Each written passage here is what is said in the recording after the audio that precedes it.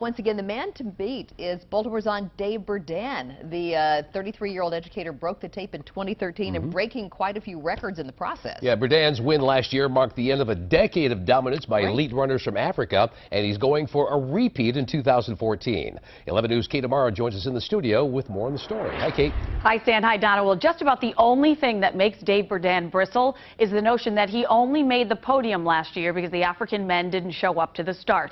Dave Burdan has been running with them and beating many of them for years. All right, so we're gonna go out to Bonita. 33-year-old Dave Burdan has to be the nicest guy that 5,000 people ever tried to run down. And that will happen on Saturday, because as the 2013 Baltimore Marathon winner, the first American to ever break the tape, Baltimore's own Dave Burdan will be wearing a giant target on his back, and he knows it. I'd like to win again, but it's 26.2 miles, so I always tell people anything can happen in the marathon. I mean, you don't know who's going to show up, you don't know how your body's going to react that day.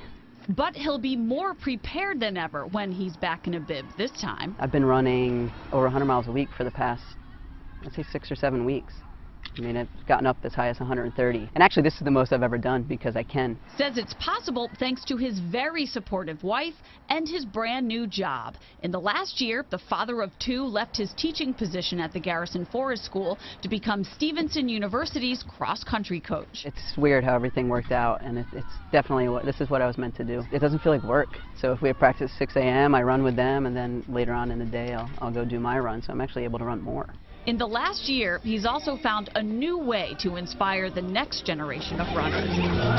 I just became a part of a charity called Marathon Kids, and that wouldn't have happened if it wasn't for the marathon either. From running with school kids, setting the pace on race day. I'm only in control of what I do in my own training, and whoever shows up, and if I can run with them, I can. And if he can beat them, he will.